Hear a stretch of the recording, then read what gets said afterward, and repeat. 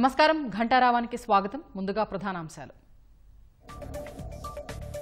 AC గదుల్లో కూర్చుని అమరావతిపై దుష్ప్రచారం చేస్తున్నారన్న నారాయణ. క్షేత్రస్థాయికి వచ్చి చూస్తే పనులు కనిపిస్తాయని విమర్శ.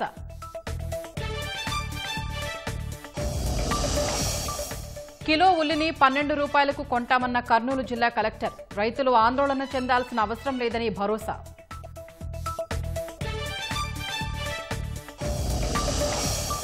సంపూర్ణ చంద్రగ్రహణంతో దేశంలోని ప్రధాన ఆలయాలు మూత. రేపు సంప్రోక్షణ తర్వాత తెరుచుకోనున్న ద్వారాలు.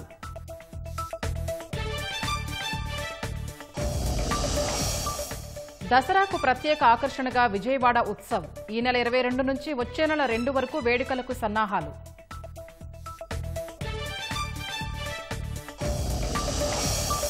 ప్రధాని మోదీ సూచనలతోనే జీఎస్టీ సంస్కరణలు. సంక్లిష్ట పన్ను విధానం సరళీకృతమైందన్న నిర్మలా సీతారామన్.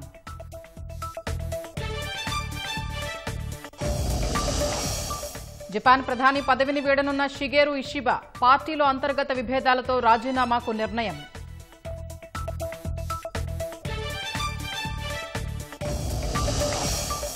ఆర్చరీ ప్రపంచ ఛాంపియన్షిప్లో చరిత్ర సృష్టించిన భారత్. పురుషుల విభాగంలో తొలిసారి బంగారు పతకం కైవసం.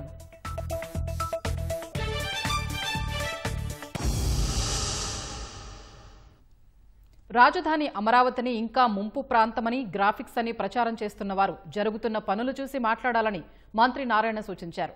ఎక్కడో కూర్చుని ఇష్టారీతన మాట్లాడితే ప్రజలే చీకొడతారని ఆక్షేపించారు. రాజధానిలో అధికారుల కోసం నిర్మిస్తున్న టైప్ 1, టైప్ 2, గ్రూప్ డి భవనాలతో పాటు అఖిల భారత సర్వీసు అధికారుల కోసం నిర్మిస్తున్న టవర్లను మంత్రి పరిశీలించారు.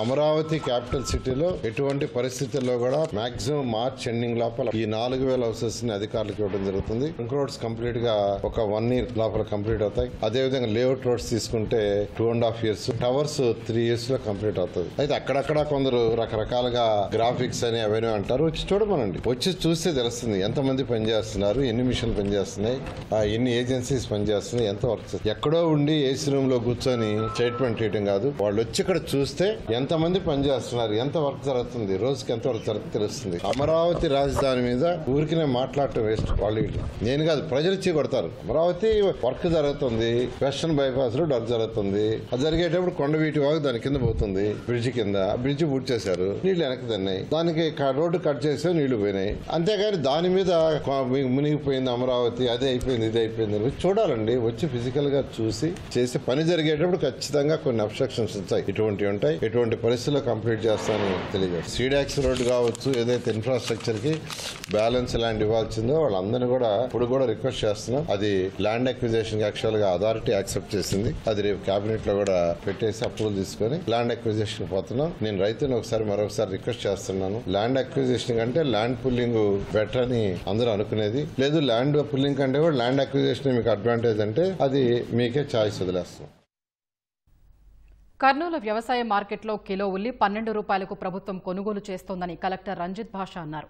వ్యాపారులు మద్దతు ధరకు ఉల్లిని కొనుగోలు చేయకపోయినా రైతులు ఆందోళన చెందవద్దన్నారు. వ్యాపారులు 600కు కొనుగోలు చేస్తే మిగిలిన 600 రూపాయలు రైతుల ఖాతాలో ప్రభుత్వం జమ చేస్తుందన్నారు. యూరియా విషయంలో కూడా రైతులు కంగారు పడవద్దని, తగినన్ని నిల్వలు అందుబాటులో ఉన్నాయన్నారు. మెయిన్గా యూరియాకు సంబంధించి జిల్లాలో ప్రజెంట్గా పెద్ద ఇష్యూస్ అయితే ఏం లేదు.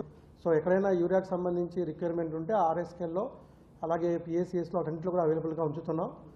ఈ సంవత్సరం మనకి దాదాపు 31,000 ఎకరాల్లో ఉల్లి పంటను వేయడం జరిగింది రైతులు. సో ఈసారి ఆనరబుల్ చీఫ్ మినిస్టర్ గారు ఎస్పెషల్లీ మద్దతు ధర 1200 ప్రకటించడం జరిగింది. సో దీంట్లో ఇదేంటంటే మనం ఇప్పుడు డిఫరెన్షియల్ రేట్ సిస్టమ్ని మనం చేస్తున్నాం. డిఫరెన్షియల్ పేమెంట్లో అంటే ఏంటంటే టెండర్ యథావిధిగా జరుగుతుంది. రైతులకి టెండర్ జరిగిన రేటు ఏ రేట్ వచ్చినా సరే రిమైనింగ్ రేటు 12 రూపాయల కంటే ఇంత తక్కువ వచ్చినా మిగతా అమౌంట్ అంతా కూడా గవర్నమెంటే భరిస్తుంది. ట్రేడర్ 7 రూపాయలకు కొన్నారనుకోండి, మిగతా 5 రూపాయలు గవర్నమెంట్ ఇస్తుంది. సీజన్కు సరిపడా యూరియా అందుబాటులో ఉందని, రైతులు ఆందోళన చెందవద్దని కృష్ణా జిల్లా కలెక్టర్ డీకే బాలాజీ స్పష్టం చేశారు. గన్నవరం, ఉంగుటూరు, బాపులపాడు మండలాల్లోని వివిధ గ్రామాల్లో ఆయన సుడిగాలి పర్యటన చేసి రైతులతో మాట్లాడారు. ఎలాంటి లోటుపాట్లు లేకుండా ఎరువులు సరఫరా చేస్తామని హామీ ఇచ్చారు. పెనమలూరు నియోజకవర్గంలో పర్యటించిన ఆర్డీఓ షారన్ ఉప్పులూరు, కొనూనూరు గ్రామాల్లో రైతులతో మాట్లాడారు. సమయానికి యూరియా అందజేస్తామని హామీ ఇచ్చారు.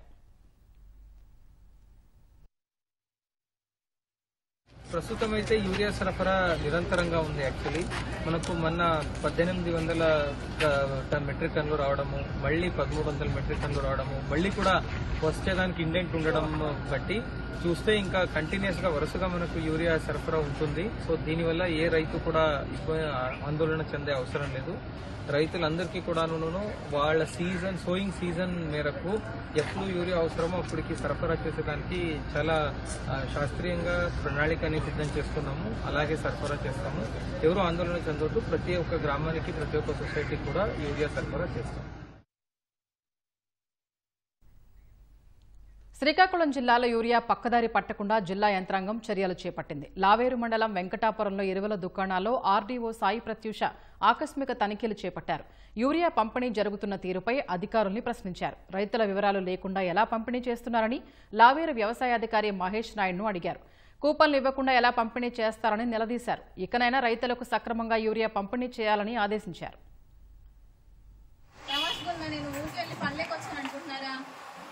ఏం చేస్తారు గారు? ముఖ్యంగా చెప్పలేదా నేను గ్రూప్ లో, వినలేదా నేను టీసీలో? కూపన్స్ రెడీగా పెట్టుకోవాలి కదా. అంటే ఇప్పుడు 550 బ్యాగ్స్ ఇవ్వరా? వదిలేస్తారని చెప్పండి. ఇప్పుడే చెప్పేస్తా నేను. మరి ఏవి ఎక్కడ కూపన్స్ ఎక్కడ కొన్ని అవసరం బట్టి ఇస్తారు, ఎక్కడ రెడీగా లేవు కదా. ఎందుకు లేవు? ఏమైనా సరే వచ్చాక కూపన్స్ రెడీ చేయాలి. యాక్చువల్లీ స్టాక్ రాకముందే రెడీ చేయాలి యాజ్ పర్ రూల్. మీకు తెలీదా? నేను లేదా స్టాక్ మీ దగ్గర? ఎప్పుడు వచ్చింది? నేను నైట్ ఈవినింగ్ 6 o'clock నాకు రిపోర్ట్ వచ్చింది. నాకు తెలియదంటారేంటి? సంపూర్ణ చంద్రగ్రహణం కారణంగా రాష్ట్రంలో పలు ప్రముఖ ఆలయాలు మూతపడ్డాయి. గ్రహణం సమయానికి 6 గంటల ముందే తిరుమల తిరుపతి దేవస్థానం ఆలయ తలుపులు మూసివేశారు. సోమవారం ఉదయం 4 గంటలకు ఆలయ శుద్ధి కైంకర్యాలు నిర్వహించనున్నారు. కాణిపాకంలో వరసిద్ధి వినాయక స్వామి ప్రత్యేక ఉత్సవాల్లో భాగంగా వాహన సేవను అర్చకులు ఉదయం నిర్వహించారు. శ్రీశైలం కోటప్పకొండ కదిరి శ్రీ లక్ష్మీ నరసింహస్వామి, ఒంటిమిట్ట కోదండ రామాలయం, సింహాద్రి అప్పన్న ఆలయం, అంబేద్కర్ కోనసీమ జిల్లా ఐనవెల్లి సిద్ధి వినాయక స్వామి ఆలయం, చీరాలలోని వీరరాఘవస్వామి ఆలయం, పేరాల మదనగోపాల స్వామి ఆలయాలను మూసివేశారు. సోమవారం ఉదయం ఆలయ శుద్ధి సంప్రోక్షణ అనంతరం భక్తులను దర్శనాలకు అనుమతించనున్నారు. ఈ చంద్రగ్రహణం వల్ల మన శ్రీవారి ఆలయం మూసివేయబడింది. 3:30 నుంచి రేపు ఉదయం 1:30 వరకు. ఆ తర్వాత 3 గంటలకి మిగిలినటువంటి కార్యక్రమాలు ఏదైతే ఉందో అర్చక స్వాములు వాళ్ళందరూ కూడా ఆలయ శుద్ధి చేసి ఆ తర్వాత భక్తులకి అనుమతించడం జరుగుతుంది. అప్పటి వరకు ఈ యొక్క ఆలయాన్ని మూసేయడం జరిగింది. రేపు మార్నింగ్ 1:30 దాకా కూడా క్లోజ్ చేసే ఉంటారు. రేపు 1:30 తర్వాత శుద్ధి కార్యక్రమాలు ఇవన్నీ చేసి 3 గంటలకు సుప్రభాతంతో ఈసారి ఏకాంతంగా స్టార్ట్ అవుతుంది. అలానే తిరుమలలో ఇప్పటికే వచ్చే చాలా మంది కానీ కింద వాళ్ళు కానీ రేపు ఉదయం 2 గంటల నుంచి క్యూ లైన్లో అనుమతించబడుతుంది. ఇప్పటి నుంచి మనం కొంతవరకు ఈ ఎక్లిప్స్ వలన అన్నదానం కూడా క్లోజ్ చేయడం జరుగుతుంది. అందువల్ల మనం ముందు జాగ్రత్త చర్యలో భాగంగా దాదాపు 50,000 పులిహోర పొట్లాలు మన జిఎన్సీలో కానీ మిగతా 6 ప్రాంతాల్లో ఎక్కడైతే రద్దీ ఉంటుందో అక్కడ ఏర్పాటు చేయడం జరిగింది. భక్తులు కూడా ఈ సౌకర్యాన్ని ఉపయోగించుకోవచ్చని ఈ సందర్భంగా తెలియజేస్తున్నాను. సంపూర్ణ చంద్రగ్రహణం సందర్భంగా విజయవాడ ఇంద్రకీలాద్రిపై శ్రీ దుర్గా మల్లేశ్వర స్వామి దేవస్థానంలో కవాట బంధనంతో ఆలయ తలుపులు మూసివేశారు. ఆలయ ఈవో వికే సీనా నాయక్ ఆధ్వర్యంలో ఆలయ స్థానాచార్యులు శివప్రసాద్ శర్మ, వైదిక కమిటీ అర్చక బృందం ఈ క్రతువును నిర్వహించింది. సోమవారం తెల్లవారుజామున ఆలయ శుద్ధి, స్నపనాభిషేకం, అర్చన వంటి పూజా కార్యక్రమాలు నిర్వహిస్తామని ఈవో వెల్లడించారు. ఆ తర్వాత భక్తులకు అన్ని రకాల దర్శనాలు తిరిగి ప్రారంభిస్తామన్నారు. సంపూర్ణ చంద్రగ్రహణం రాత్రి 9:52 మొదలుకొని మిడ్నైట్ 1:40 వరకు కూడా మనకు సంపూర్ణ చంద్రగ్రహణం ఉంటుంది. కావున వైదికంగా ఇది ముందే నిర్ణయించబడి ఉంది కాబట్టి 3:30 గంటలకు పూర్తిగా కవాట బంధనం చేసి రేపు ఉదయం 8:30 సంప్రోక్షణ కార్యక్రమం మరియు సంపూర్ణ శుద్ధి కార్యక్రమం జరిగిన తర్వాత ఈ యొక్క అమ్మవారి దేవాలయం తలుపులు తెరవబడని చెప్పేసి తెలియజేస్తున్నాం. గ్రహణము అంటే కప్పివేయబడటం, కనుమరుగవటం అన్నమాట. అంటే చంద్రుడు సూర్యచంద్రాదుల వల్లే ఈ సృష్టి నడుస్తూ ఉంటుంది కాబట్టి అది అపవిత్రమైనటువంటి యొక్క సమయంగా గ్రహించుకొని గ్రహణ సమయంలో ఈ దేవాలయాన్ని మూసివేయటము, పవిత్రం వై దర్భాహ అని చెప్పి మనకి శాస్త్రం చెప్తున్నది. అందుకని దర్భలు అవన్నీ కూడాను వేసి వండే పదార్థాల మీద మరి మహానవేదనశాలలో కానీ మరి అలాగే లడ్డూ ప్రసాదం పోట్లలో కానీ వీటన్నిటిలో కూడాను దర్భలు అవన్నీ కూడాను వేసేసి ఈ దేవాలయాన్ని ఈ రోజున 3:30 గంటలకి మూసివేయడం జరిగింది. సంపూర్ణ చంద్రగ్రహణం వేళ దేశంలోని ప్రధాన ఆలయాలు మూతపడ్డాయి. మధ్యాహ్నం 12:30 గంటలకు దేవాలయాల ద్వారాలను మూసివేశారు. అయోధ్యలోని రామాలయం, హనుమాన్ గడి మందిర్, వారణాసిలోని బృహస్పతి ఆలయం, ఉత్తరాఖండ్లోని కేదార్నాథ్, బద్రీనాథ్ ఆలయాలతో పాటు ప్రధాన దేవాలయాలను మూసివేశారు. ఈ మేరకు ఆయా దేవస్థానాల బోర్డులు ప్రకటన చేశాయి. సోమవారం సంప్రోక్షణ చేసిన తర్వాత తిరిగి ఆలయ ద్వారాల్ని తెరవనున్నట్లు వెల్లడించాయి. ఈ ఏడాది ఇది 2వ చంద్రగ్రహణమని పండితులు తెలిపారు. విశాఖ మల్కాపురంలోని East India petroleum private limited petroleum tank ఫామ్లో అగ్ని ప్రమాదం సంభవించింది. పెట్రోల్ ఫిల్టరింగ్ ట్యాంక్పై పిడుగుపడింది. దీంతో మంటలు చెలరేగాయి. మంటల్ని ఫైర్ సిబ్బంది అదుపు చేశారు.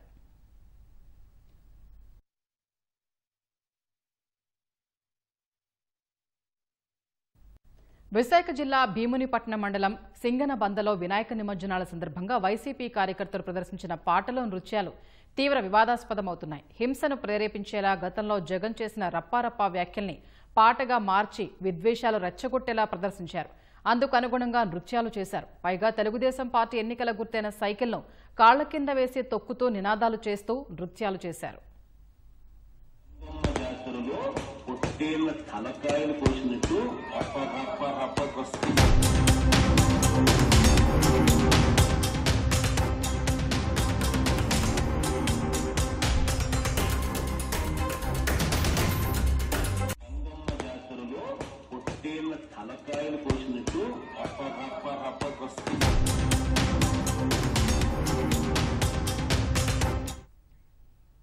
ఒంగోలులో శోభాయాత్రను దారి మళ్లించాలని చెప్పినందుకు ట్రాఫిక్ పోలీసులపై ఓ గణేష్ ఉత్సవ కమిటీ యువకులు దాడికి పాల్పడ్డారు. మారుతీనగర్ ప్రాంతానికి చెందిన గణపతి ఉత్సవ కమిటీ ఆధ్వర్యంలో గణనాథుడి శోభాయాత్ర నిర్వహించారు. వినాయక నిమజ్జనానికి సంబంధించి శోభాయాత్రలను కర్నూలు రోడ్డు నుంచి గుంటూరు రోడ్డు మీదుగా కొత్తపట్నం వెళ్లేలా పోలీసులు ఆంక్షలు విధించారు. ఆంక్షలకు విరుద్ధంగా యువకులు ఫ్లైఓవర్ కింద నుంచి మెయిన్ రోడ్డు మీదుగా శోభాయాత్ర నిర్వహించేందుకు ప్రయత్నించారు. ఇబ్బందులు తలెత్తుతాయని ట్రాఫిక్ పోలీసులు అడ్డుకోవడంతో యువకులు రెచ్చిపోయి వారిపై పిడిగుద్దులు కురిపించారు. ఈ దాడిలో 2 ట్రాఫిక్ పోలీసులకు స్వల్పంగా గాయాలయ్యాయి. ఒక్కసారిగా కురిసిన భారీ వర్షానికి తెలంగాణలోని వరంగల్ తడిసి ముద్దైంది. నగరంలోని రహదారులు చెరువుల్ని తలపించాయి. వరంగల్ చౌరస్తా, పాత బీట్ బజార్, బట్టల బజార్తో పాటు పెరికవాడ అండర్ రైల్వే గేట్ బ్రిడ్జ్ వద్ద వరద నీరు నిలవడంతో వాహనదారులు తీవ్ర ఇబ్బందులు పడ్డారు. అండర్ రైల్వే బ్రిడ్జ్ కింద వరద నీటిలో 2 ఆర్టీసీ బస్సులు నిలిచిపోవడంతో వాహనాల రాకపోకలకు తీవ్ర అంతరాయం కలిగింది. బస్సులోని ప్రయాణికుల్ని ట్రాఫిక్ పోలీసులు అతి కష్టం మీద సురక్షితంగా బయటకు తీసుకొచ్చారు. గంట పాటు కురిసిన వర్షానికి నగరం ముంపునకు గురి కావడంపై నగరవాసులు ఆగ్రహం వ్యక్తం చేస్తున్నారు. నాలాల నిర్వహణ సక్రమంగా లేకపోవడంతోనే వరద నీరు రోడ్డెక్కుతోందని ఆవేదన చెందారు. పెరికవాడతో పాటు శివనగర్ ప్రాంతాలలోని కాలనీల రహదారులపై వరద నీరు చేరడంతో కాలనీ వాసులు భయాందోళనకు గురయ్యారు. వర్షం తగ్గుముఖం పట్టడంతో ముంపు కాలనీల వాసులు ఊపిరి పీల్చుకున్నారు. హర్యానా, పంజాబ్లో అనేక ప్రాంతాలు ఇంకా జలదిగ్బంధంలోనే ఉన్నాయి. వరద కారణంగా హర్యానా బహదూర్గఢ్లోని ఓ స్టాక్ యార్డ్లో వందలాది కార్లు నీట మునిగాయి. వరద నీటిని మోటార్ల సాయంతో బయటకు పంపు చేస్తున్నారు. కార్లలోకి వరద నీరు చేరడం వల్ల భారీ నష్టం వాటిల్లే ప్రమాదం ఉందని భావిస్తున్నారు. డ్రోన్ల ద్వారా బహదూర్గఢ్లో పరిస్థితిని అధికారులు సమీక్షిస్తున్నారు. లోతట్టు ప్రాంతాల ప్రజల్ని సురక్షిత ప్రాంతాలకు తరలించారు. అటు పంజాబ్లోని ఫాజిల్కా జిల్లాలో వరద ప్రభావం తీవ్రంగా ఉంది. వరదల్లో చిక్కుకుపోయిన వారిని ఎన్డీఆర్ఎఫ్ బృందాలు పడవల ద్వారా సురక్షిత ప్రాంతాలకు తరలిస్తున్నాయి. ఆమ్ ఆద్మీ పార్టీ ఎంపీ సంజయ్ సింగ్ వరద ప్రభావిత ప్రాంతాల్లో పర్యటించి సహాయక చర్యలపై అధికారులను ఆరా తీశారు. ఉత్తరప్రదేశ్లో యమునా నది ఉధృతంగా ప్రవహిస్తోంది. మధురలో లోతట్టు ప్రాంతాలు చెరువుల్ని తలపిస్తున్నాయి.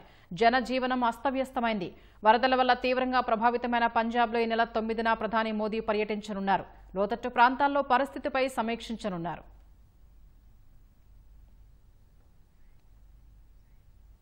ప్రధాని నరేంద్ర మోదీ చెప్పిన సూచనలే జీఎస్టీ సంస్కరణలకు నాంది పలికాయి.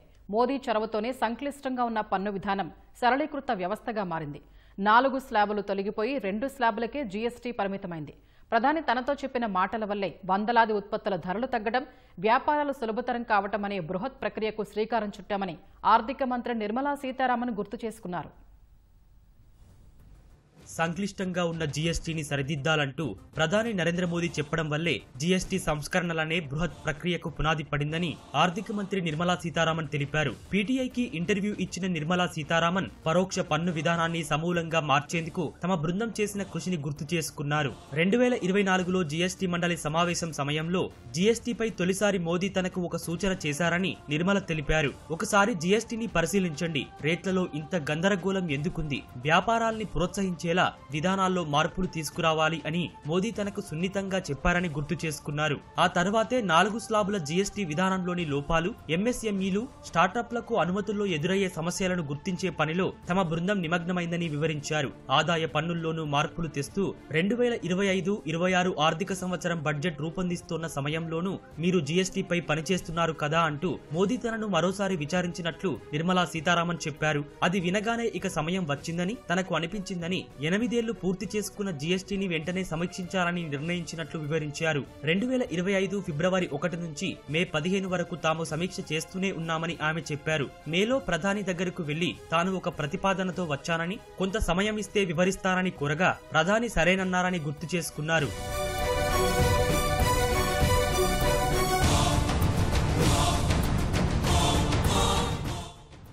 జీఎస్టీలో ఎలాంటి మార్పులు తేవాలన్నా అన్ని రాష్ట్రాలు, కేంద్రపాలిత ప్రాంతాల ఆర్థిక మంత్రులు భాగమైన జీఎస్టీ కౌన్సిల్ చేతిలోనే ఉంటుంది. కేంద్ర ప్రతిపాదనను 6 రాష్ట్రాల మంత్రుల బృందం జీఓఎం పరిశీలించింది. అయితే జీఎస్టీని 2 స్లాబులకు కుదించడం వల్ల ప్రజలకు మంచి జరుగుతుందని, ప్రభుత్వాలకు ఆదాయం తగ్గిపోతుందని కొన్ని రాష్ట్రాలు ఆందోళన వ్యక్తం చేశాయి. ఆ మేరకు తమకు పరిహారం ఇవ్వాలని కోరాయి. అయితే పన్ను తగ్గి ప్రజల కొనుగోలు శక్తి పెరిగితే రాష్ట్రాలకు ఆదాయం పెరుగుతుందని కేంద్రం సర్ది చెప్పింది. దీంతో 12, 28 స్లాబులను తొలగించి 5-18% స్లాబులు సహా సిన్ గూడ్స్, లగ్జరీ గూడ్స్ పై 40% ప్రత్యేక పన్ను అనే రేట్లను జీఓఎం ఆమోదించింది. సెప్టెంబర్ 3న జరిగిన జీఎస్టీ మండలి సమావేశం కూడా ఈ ప్రతిపాదనను ఆమోదించింది. ఇవి 140 కోట్ల మంది జీవితాలను సులభతరం చేస్తుందని కేంద్రం చెబుతోంది. సెప్టెంబర్ 22 నుంచి అంటే నవరాత్రి మొదటి రోజు నుంచి కొత్త జీఎస్టీ అమల్లోకి వస్తుంది. సబ్బులు, షాంపులు, కార్లు, ట్రాక్టర్లు, ఎయిర్ కండిషనర్లు వంటి 400 ఉత్పత్తుల ధరలు తగ్గనున్నాయి. వ్యక్తిగత ఆరోగ్య, జీవిత బీమా ప్రీమియంలు పన్నురహితంగా మారనున్నాయి. రొట్టె, పాలు, పన్నీర్పై పన్ను ఉండదు. ఈవీలు, చిన్న కార్లపై 5%, ఇతర వైట్ గూడ్స్ పై 18% పన్ను ఉంటుంది. అటు వ్యాపారులకు అనుమతి కోసం నెల రోజుల సమయం పడితే దాన్ని 3 రోజులకు తగ్గించారు. ఎగుమతిదారులకు వారంలోగా రీఫండ్లు వస్తాయి. జపాన్ ప్రధాని పదవికి రాజీనామా చేయనున్నట్లు షిగేరు ఇషిబా ప్రకటించారు. పార్టీలో అంతర్గత విభేదాలకు స్వస్తి పలకాలనే లక్ష్యంతో ఈ నిర్ణయం తీసుకున్నట్లు తెలిపారు. జూలైలో జరిగిన ఎన్నికల్లో అధికారిక లిబరల్ డెమోక్రటిక్ పార్టీ కూటమి పార్లమెంట్ ఎగువ సభలో మెజారిటీని కోల్పోయింది. ఓటమికి బాధ్యత వహించాలని పార్టీలో ఒత్తిడి పెరిగిన నేపథ్యంలో ఆయన రాజీనామా చేయాలని నిర్ణయం తీసుకున్నారు. త్వరలోనే నూతన ప్రధాని ఎంపిక ప్రక్రియ ప్రారంభించనున్నట్లు వెల్లడించారు. గత ఏడాది అక్టోబర్లో ఆయన ప్రధానమంత్రి బాధ్యతలు చేపట్టారు.